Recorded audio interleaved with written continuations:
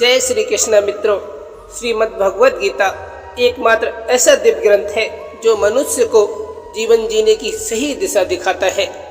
ये केवल एक धार्मिक ग्रंथ नहीं बल्कि एक संपूर्ण जीवन दर्शन है जो हमें धर्म, कर्म और प्रेम का गुण ज्ञान प्रदान करता है। श्रीमद् भगवद गीता का ज्ञान न केवल इस जीवन के लिए बल्कि मृत्यु के बाद भी कल्याणकारी माना जाता है। इसे अपनाने वाला व्यक्ति अपने जीवन को श्रेष्ठतम बना सकता है। श्रीमद् भगवद गीता के 18 अध्यायों में संकलित 700 श्लोकों को पढ़ना हर किसी के लिए आसान नहीं होता, लेकिन इनके सार को समझना अत्यंत महत्वपूर्ण है।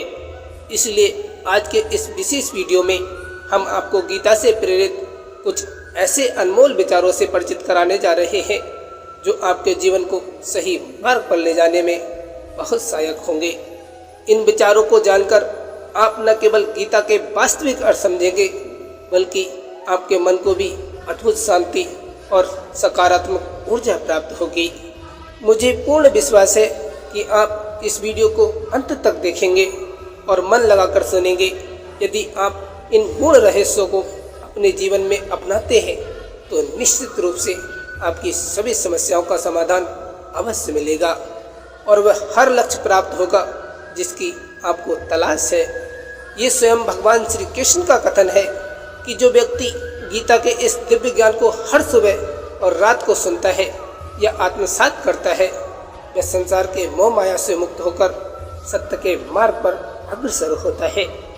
भगवान श्री कृष्ण ने स्वयं कहा है कि ये समस्त संसार मेरी माया से उत्पन्न हुआ है, मैं ही इसका पालन पोषण करता हूँ और अंत में मैं ही इसका संहार करता हूँ।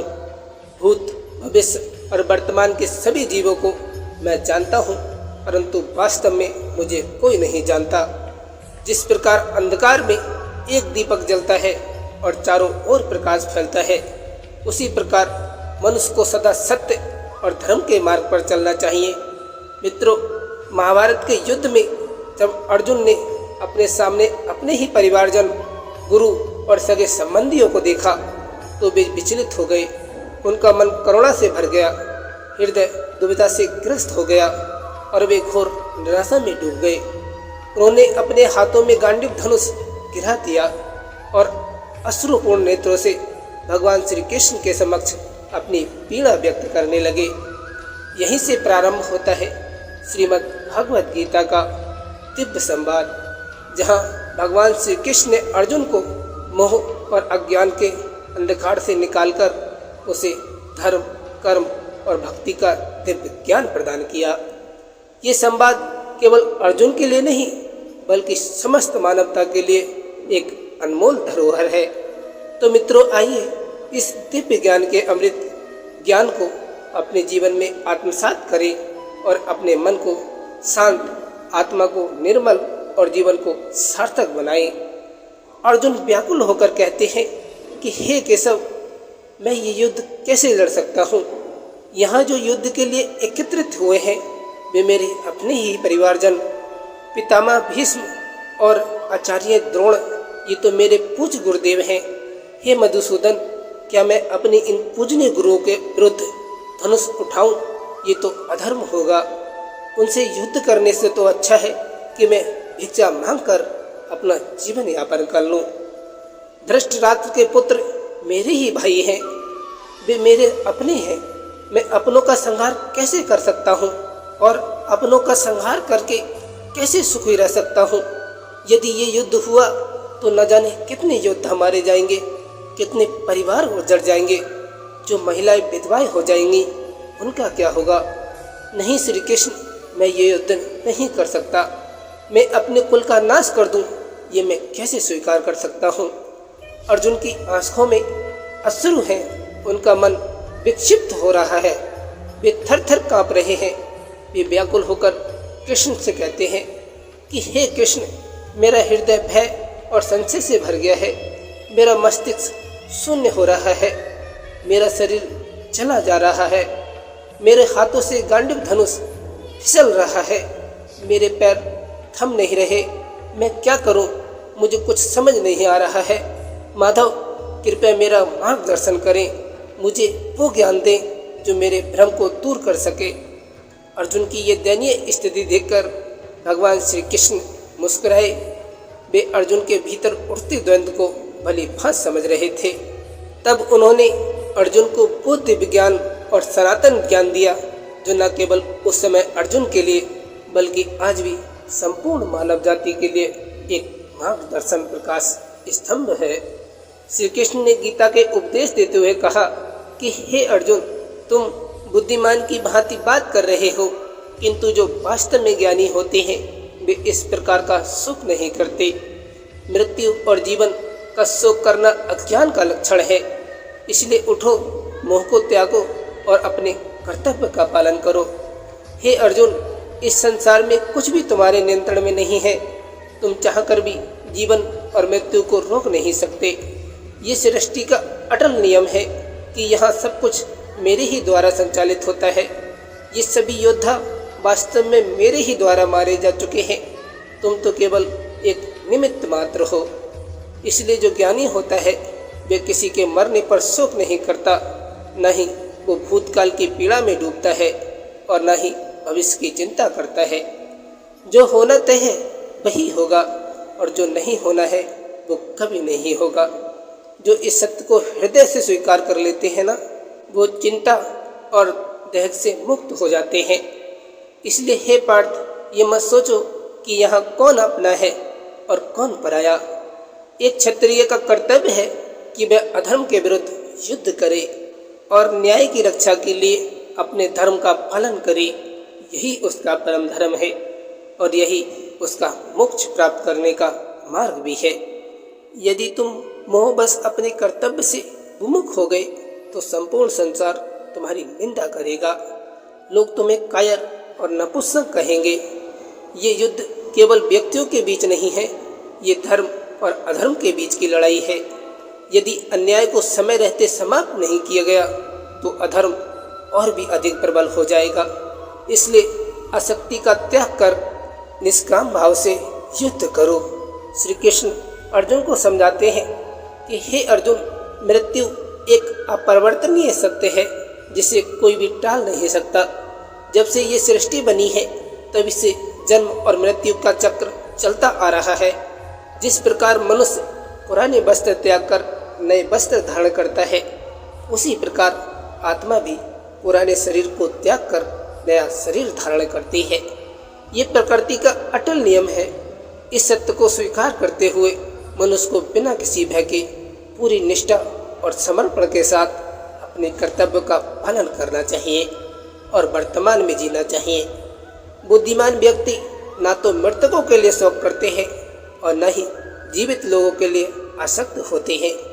वे जानते हैं कि जो मरा है वो फिर से जन्म लेगा और जो जीवित है उसे एक न एक दिन अवश्य मृत्यु का सामना करना होगा। हे अर्जुन, मैं सभी प्राणियों के हृदय में स्थित हूँ। मैं ही सभी प्राणियों का आदि, मध्य और अंत हूँ। मैं ग्रहों में सूर्य हूँ, वेदों में सामवेद हूँ, देवताओं में इंद्र हूँ, इंद्रियों में इंद्र हूँ, ब्रह्मा, विष्णु और महेश भी मैं ही हूँ। पर्वतों में हिमालय हूँ, सागर हूँ और इस संपूर्ण जगत में जो कुछ भी तुम देख सकते हो वो सब मैं हूँ। भगवान श्री कृष्ण मन की शक्ति और उसकी स्थिति के बारे में बताते हुए कहते हैं कि इस संसार में सबसे बड़ा धन शक्ति नहीं बल्कि शांतिपूर्ण मन है। वे व्यक्ति सबसे धन्य है जिसने अपने मन को शांति और संतुलन में रखा है। मनुष्य का दुख उसकी आसक्ति का परिणाम होता है। जितना अधिक वह आसक्ति रखेगा उतना ही अधिक उसे दुख भोगना पड़ेगा। श्री कृष्ण कहते हैं, जो हुआ वो अच्छा हुआ, जो हो रहा है वो भी अच्छा हो रहा है और जो होने वाला है वो भी अच्छा ही होगा। जो खो गया उस पर शोक क्यों करते हो? जो कुछ भी था वो कभी न कभी नष्ट जरूर होगा। जो तुम्हारे पास है वह भी कभी न कभी दूसरे का होगा, क्योंकि संसार का नियम ही परिवर्तन है। भगवान श्री कृष्ण आगे कहते हैं कि मनुष्य को अपने कर्तव्यों का पालन बिना किसी स्वार्थ और पक्षपाती भाव से करना चाहिए।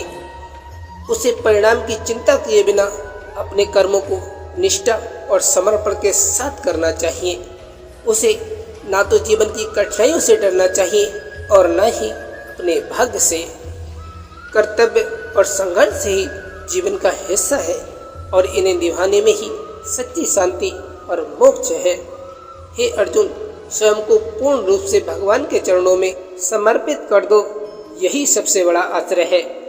भगवान श्री कृष्ण कहते हैं कि मनुष्य जन्म से महान नहीं होता, बल्कि अपने कर्मों से महान बनता है। जब उसे अपने कार्य में आनंद मिलने लगता है तब वह पूर्णता को प्राप्त कर लेता है। हे अर्जुन, आसक्ति से ही इच्छाएं जन्म लेती हैं और इच्छाएं ही मनुष्य को बांधती हैं। जो व्यक्ति सदैव संदेह में रहता है उसके लिए ना तो इस लोक में सुख है और न ही परलोक में। वह व्यक्ति जो अपने मन पर नियंत्रण नहीं रखता स्वयं का ही शत्रु बन बैठता है।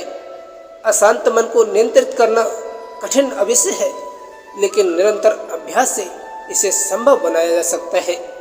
श्रीमद् भगवद गीता में श्री कृष्ण कहते हैं कि जिस प्रकार पृथ्वी पर रथ बदलती रहती है उसी प्रकार जीवन में सुख दहन आते रहते हैं, इसलिए इनसे विचलित नहीं होना चाहिए।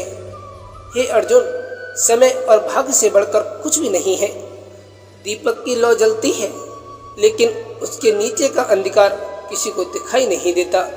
इसी प्रकार मनुष्य अपनी युवा अवस्था की चकाचौंध में बुढ़ापे और दुर्बलता को नहीं देख पाता। जीवन के अंत तक मनुष्य अपने ही विचारों और इच्छाओं के जाल में बंधा रहता है। ये माया उसे तरह तरह के नाच नचाती है, लेकिन उसे अपनी आत्मा में बसे दिव्य प्रकाश को देखने का समय नहीं मिलता। जब अर्जुन भगवान श्री कृष्ण से पूछते हैं कि हे केशव, कि यदि आत्मा अजर और अमर है, यदि शस्त्र उसे काट नहीं सकते, अग्नि उसे जला नहीं सकती, तो फिर सुख दुख का अपमान और पीड़ा की अनुभूति क्यों होती है? तब भगवान श्री कृष्ण उत्तर देते हैं कि हे पार्थ, मैंने पहले ही कहा था कि सुख दुख आत्मा का नहीं बल्कि शरीर का अनुभव है। अर्जुन ने फिर कहते हैं कि हे केशव, शरीर को पीड़ा तभी होगी जब उस पर कोई चोट लगेगी या कोई अंग कट जाएगा। जैसे अग्नि में जलने पर केवल शरीर पीड़ा अनुभव करता है, वैसे ही ये सारा दुख केवल भौतिक शरीर का है, आत्मा का नहीं। लेकिन अर्जुन, जो सम्मान खोने की पीड़ा होती है या जो मान सम्मान मिलने पर हर्ष का अनुभव होता है, वह आत्मा को कैसे प्रभावित कर सकता है? श्री कृष्ण मुस्कुराते हुए कहते हैं, हे अर्जुन, ये यश अपयश, मान अपमान, लाभ हानि, जीत और हार की अनुभूतियाँ आत्मा की नहीं बल्कि मन की शरारतें हैं। आत्मा तो निष्क्रिय, अजर, अमर और शांत है। ये सारा खेल केवल मन का है, जो शरीर में अदृश्य है किंतु सबसे शक्तिशाली हिस्से के रूप में कार्य करता है। श्री कृष्ण आगे कहते हैं कि हे पार्थ, आत्मा तो रथ में बैठी हुई स्वामिनी है, जबकि मन उस रथ का सारथी है। ये मन ही है जो इंद्रियों रूपी घोड़ों को इधर उधर दौड़ा रहा है, कामनाओं के पीछे भागता है और अस्थिर रहता है। ये मन कभी अहंकार से भरकर स्वयं को सर्वशक्तिमान मान लेता है और कभी भय और निराशा से भर जाता है। जब शरीर रूपी दीपक में जीवन ऊर्जा रूपी घी समाप्त होने लगता है और अंधकार छा जाता है, तब ये मन चिल्लाने लगता है, मैं बीमार हूँ, मैं दुखी हूँ, मैं मर रहा हूँ, मुझे बचाओ। ये मन ही रोने का नाटक करता है, यही भयभीत होता है। हे अर्जुन, ये कपटी मन ही है जो माया का जाल बिछाकर मनुष्य को उसकी इच्छाओं में उलझा रखता है। ये मन ही है जो सुख में हर्षित होता है और दुख में विलाप करता है, सुख में उल्लास का गीत गाता है और दुख में करुणा की धुन छेड़ता है। हे अर्जुन, मनुष्य को चाहिए कि वह अपने मन पर नियंत्रण करे और अपने अंतर मन में झांककर आत्मा के प्रकाश को देखे। जब ये आत्मा के भीतर झांके तभी उसे परमात्मा का दिव्य स्वरूप स्पष्ट रूप से दिखाई देगा। याद रखना, समय मनुष्य के बनाए मार्ग पर नहीं चलता, बल्कि समय ही मनुष्य को मार्ग दिखाता है। हे अर्जुन, जीवन वही होता है जो भाग्य में लिखा होता है, परंतु उसे जीने का सही मार्ग चुनना मनुष्य के हाथ में होता है। जब कोई परिस्थितियों को बदलने के बजाय स्वयं को बदलने का प्रयास करता है, तभी जीवन उसका सरल बनता है। जब समय प्रतिकूल हो तो धैर्य और शांति ही सबसे बड़ा सहारा होता है, और जब भक्ति का भाव स्वयं प्रकट होने लगे तो समझ लेना कि तुमने ईश्वर को नहीं बल्कि ईश्वर ने आपको चुना है।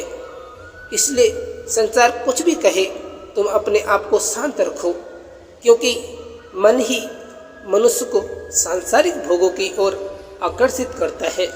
यदि सफलता प्राप्त करनी है तो मन पर विजय प्राप्त करनी होगी। जब मन नियंत्रित होगा तो उसकी ऊर्जा एकाग्र होकर मनुष्य को अपने ही लक्ष्य की ओर अग्रसर करती रहेगी, जिससे वह सफलता प्राप्त करता है। श्रीमद् भगवद गीता में भगवान श्री कृष्ण कहते हैं कि जिसने अपने मन पर नियंत्रण पा लिया वह व्यर्थ की चिंताओं और इच्छाओं से मुक्त होकर जीवन में उन्नति करता है। यदि मन नियंत्रित नहीं होता तो वही मनुष्य का सबसे बड़ा शत्रु बन जाता है। जो व्यक्ति सदैव संदेह करता है वह कभी शांति प्राप्त नहीं कर सकता। अत्यधिक शंका करने से मनुष्य का चित्त विचलित हो जाता है और वह अपने संबंधों को स्वयं नष्ट कर लेता है। मनुष्य का जीवन उसके कर्मों पर आधारित होता है। जो जैसा कर्म करता है वैसा ही फल उसे प्राप्त होता है। यदि वह श्रेष्ठ कर्म करेगा तो उसे उत्तम परिणाम मिलेंगे, और यदि वह अधर्म के पथ पर चलेगा तो उसी के अनुरूप फल भुगतना पड़ेगा। यदि कोई व्यक्ति कोई भी कार्य करेगा तो उसे उसके परिणाम अवश्य भुगतने होंगे। इसीलिए सदैव शुभ कर्म करने चाहिए। हमारे दुखों के 5 प्रमुख कारण हैं। लोग कहते हैं कि जब उनकी इच्छाएं पूरी होती हैं तो ये भगवान की कृपा है, लेकिन जब परिस्थितियां विपरीत होती हैं तो वे दुखी हो जाते हैं। वे इसे भगवान की कृपा नहीं मानते। ये अधूरी दृष्टि ही दूसरे दुख का सबसे पहला कारण है। जो कुछ भी संसार में होता है वह किसी के लिए अच्छा और किसी के लिए बुरा हो सकता है, लेकिन हम केवल अपने लाभ के लिए ही चिंता करते हैं। यही स्वार्थ हमारे दुख का दूसरा कारण है। हमारे पास जो कुछ भी है या जिसे हम पाना चाहते हैं उसके छिन जाने या न मिलने का भय हमेशा बना रहता है। ये भय हमारे दुखों का तीसरा कारण है। जो हमें करना चाहिए वह ना करना और जो नहीं करना चाहिए उसे करना, ये लापरवाही हमारे दुखों का चौथा कारण है। जब कोई अच्छा कार्य हमारे माध्यम से होता है तो हम उसका सारा श्रेय खुद ले लेते हैं। ये अहंकार हमारे दुख का 5वां कारण है। भगवान श्री कृष्ण कहते हैं कि दूसरों के कार्यों, निर्णयों और विचारों में जितनी कम रुचि लोग लेंगे उतना ही अधिक सुखी रहेंगे। आसक्ति ही मनुष्य के दुखों और विनाश का मूल कारण है। वह जितना अधिक आसक्त होगा उतना ही अधिक पीड़ा सहेगा। पछतावा अतीत को बदल नहीं सकता और चिंता भविष्य को नियंत्रित नहीं कर सकती। इसलिए वर्तमान का आनंद लेना ही जीवन का सच्चा सुख, वास्तविक सुख है। श्री कृष्ण कहते हैं कि सच्ची खुशी उसी में है जो तुम्हारे साथ ईमानदारी से चले उसका साथ दो, और जो तुम्हारे साथ विश्वासघात करे उसे त्याग दो। जहाँ सम्मान ना मिले वहाँ जाने से बचना चाहिए, अन्यथा लोग तुम्हें कमज़ोर और मूर्ख समझेंगे। जिस भूमि पर वर्षा नहीं होती वहाँ फसल नष्ट हो जाती है, और जिस कुल में संस्कार नहीं होते वहाँ पीढ़ियाँ बिगड़ जाती हैं। इस संसार में कोई भी चीज़ उतनी तेज़ी से नहीं बदलती जितनी किसी व्यक्ति का इरादे और नीयत बिगड़ जाती है। कृष्ण कहते हैं कि वही व्यक्ति सुखी है जो ना तो सुख में अति उत्साहित होता है और न ही दुख में अत्यधिक व्याकुल होता है। सुख दुख, मान अपमान, जीत हार, लाभ हानि, ये सभी क्षणिक हैं। यदि जीवन में यही परिस्थिति बनी रही तो व्यक्ति के लिए सुखपूर्वक जीना कठिन हो जाएगा। जो लोग हमेशा दूसरों की थाली में अधिक घी देखते हैं वे स्वयं कभी संतोष नहीं पा सकते। व्यक्ति के पास जो चीज़ नहीं है वही अधिक आकर्षण लगती है।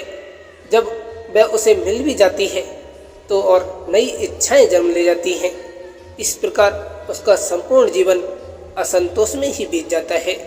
संतोष ही जीवन का मूल मंत्र है। यदि व्यक्ति के भीतर संतोष है तो कोई भी विपत्ति उसे तोड़ नहीं सकती। यही बुद्धिमानी से जीने का रहस्य है। यदि कोई व्यक्ति संबंध बनाते समय ठहर जाता है तो समझ लेना चाहिए कि उसके आत्मसम्मान को कहीं ना कहीं गहरी चोट पहुंची है। प्रेम हमेशा क्षमा करना पसंद करता है, जबकि अहंकार हमेशा क्षमा सुनना पसंद करता है।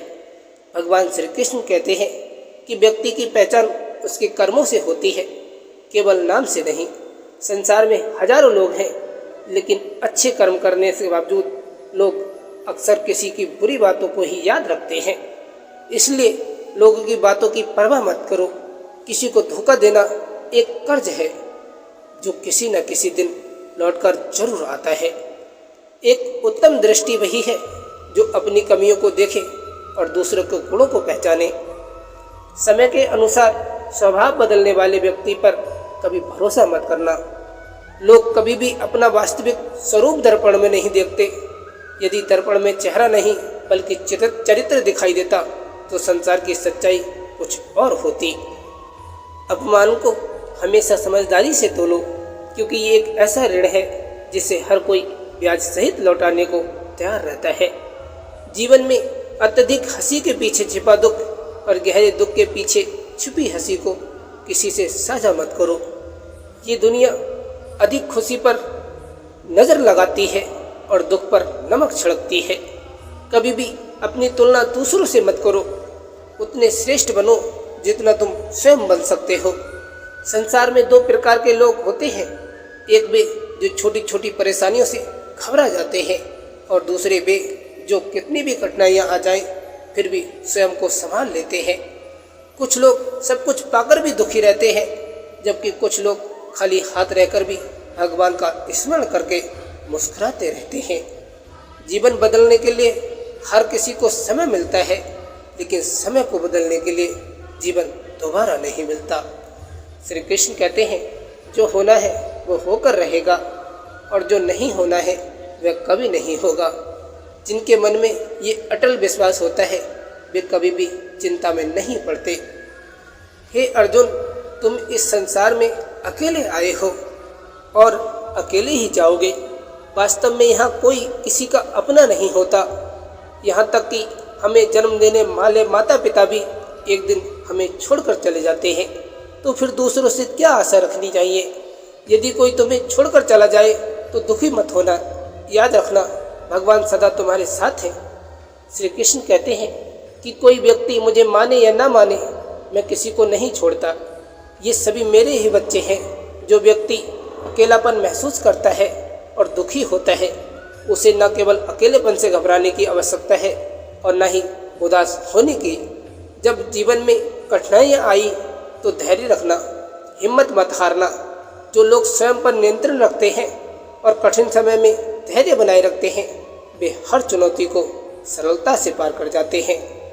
लेकिन जो डरते हैं उनकी कठिनाइयाँ और बढ़ जाती हैं।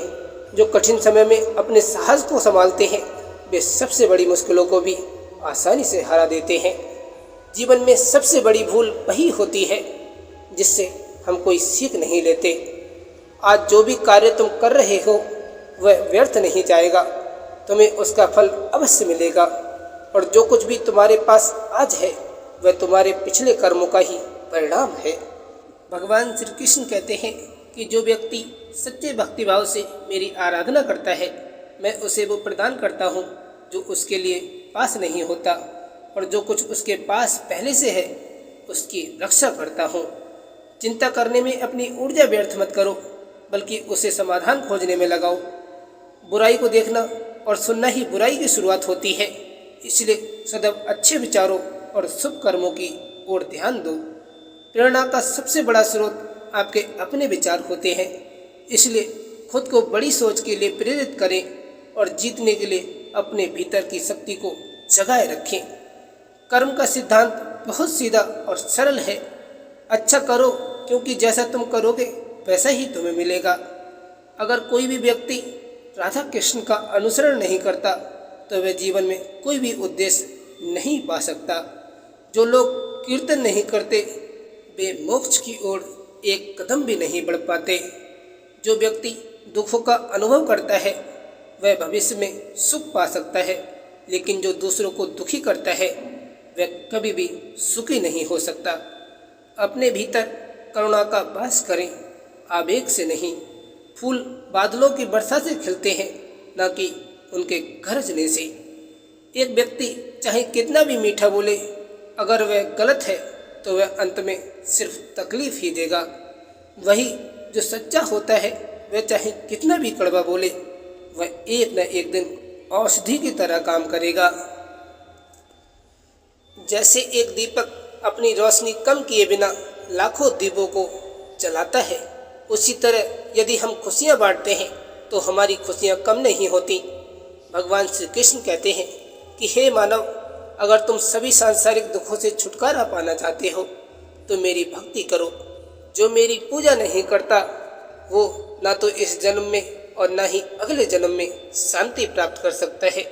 भगवान श्री कृष्ण का ये संदेश है कि जो मनुष्य मुझसे परम प्रेम करता है और गीता के इस गुण ज्ञान को अपने भक्तों को बताता है वह मुझे बहुत प्रिय है।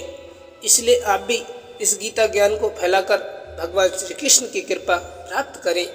हमें उम्मीद है कि आपको हमारा प्रयास पसंद आया होगा। अगर वीडियो में कोई त्रुटि या गलती रह गई हो तो हम इसके लिए क्षमा प्रार्थी हैं। कृपया इस वीडियो को लाइक करें और अपने परिवार के सदस्यों के साथ साझा करें। अगर आप हमारे चैनल पर नए हैं तो चैनल को सब्सक्राइब करें और घंटी दबाना ना भूलें, ताकि आप हमारे सभी ज्ञानवर्धक और प्रेरणादायक वीडियो समय पर देख सकें। कमेंट सेक्शन में जय श्री राधे कृष्ण लिखकर भगवान के प्रति अपनी आभार व्यक्त करें। जय श्री राधे कृष्णा।